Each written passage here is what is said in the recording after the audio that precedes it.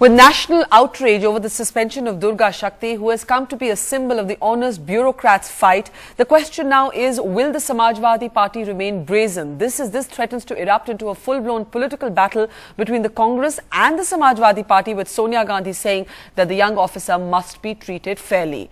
Will Mulayam Singh Yadav blink at all? So far, there have been no signs of that at all.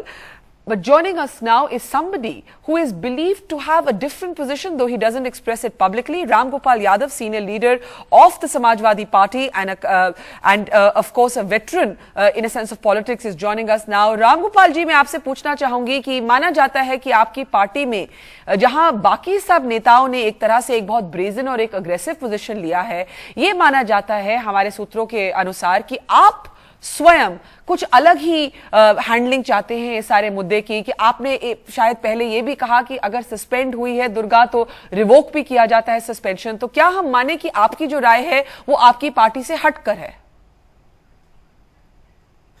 देखिए, ये मामला ऐसा नहीं था जितना बड़ा लोगों ने इसको बना दिया। सस्पेंशन नौकरियों में होते हैं, ये कोई पनिशमेंट नहीं होता है। जांचें होती हैं, जांच के बाद सस्पेंशन रिवोक हो जाते हैं, अक्सर ऐसे ही होता है। लेकिन इसको आउट ऑफ प्रपोर्शन तूल दिया गया और जिसकी वजह से आए दिन इस पर चर्चा हो रही है, क्योंकि देश में लगभग हर रोज़ कहीं न कहीं अगर गलती होती है तो कोई न कोई सस्पेंड होता है। जांच होती है, जांच में अगर निर्दोष होता है तो बहाल हो जाता है। तो ये भी कोई उस अलग सा इससे हटके कोई वो बात नहीं हुई थी। मैंने शुरू में ही कहा था कि एक ऐसा महीना था जिस महीने में थोड़ा सा सूझबूझ से काम लेना चाहिए था और अधिकारी को, क्योंकि इसके असर दूर तक जा सकते थे।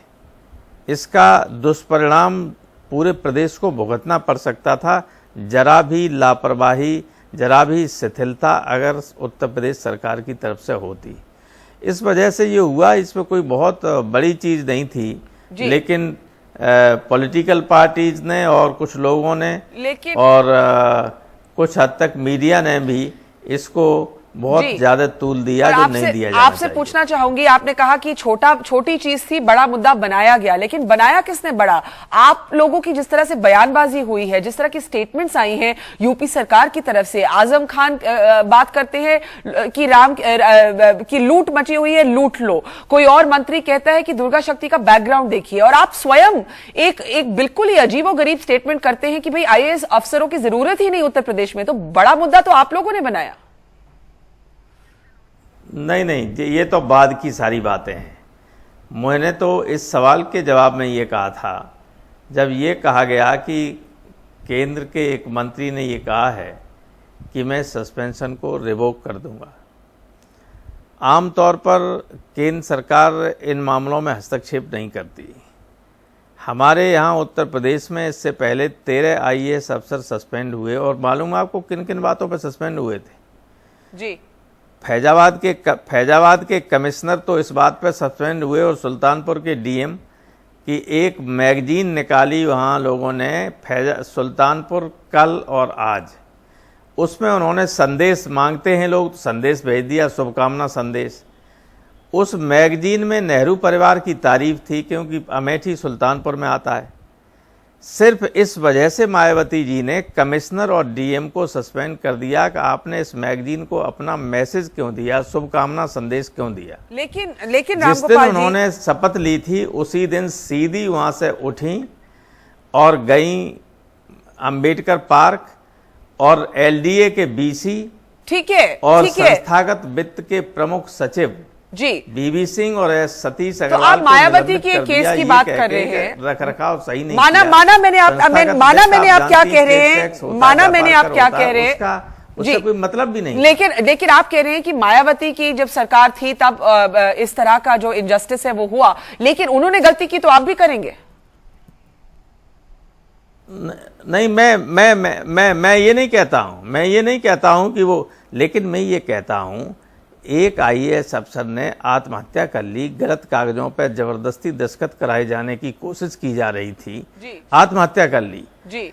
कभी किसी ने कोई आवाज उठाने की कोशिश नहीं की, और एक अधिकारी का सस्पेंशन हुआ, और सस्पेंशन हुआ उस पर जांच के बाद आवश्यक कार्रवाई होनी थी और होगी भी, जो भी आवश्यक है। अगर वो कोई गलती नहीं होगी तो बहाल भी हो जाएगी, कोई बात नहीं, ऐसा तो कोई पनिशमेंट वाली बात भी नहीं। पर आप देखिए उत्तर प्रदेश में किस तरह की तब से किस तरह की डिसीजंस लिए जा रहे हैं। एक दलित राइटर हैं, वो फेसबुक पे अपने पेज पर दुर्गा शक्ति की जो सस्पेंशन है उसको क्रिटिसाइज करते हैं, तो उनको अरेस्ट कर दिया जाता है। और ये यूपी के चीफ मिनिस्टर जो एक यंग मॉडर्न नेता होने चाहिए थे, उनके अंडर ये सब हो रहा है। नहीं, देखिए, चीफ मिनिस्टर का इससे कोई मतलब नहीं है। अगर कहीं किसी जिले में कोई एसपी किसी आदमी को अरेस्ट करता है तो इतने बड़े राज्य में सब चीफ मिनिस्टर से पूछ के थोड़ी पुलिस एक्शन लेगी।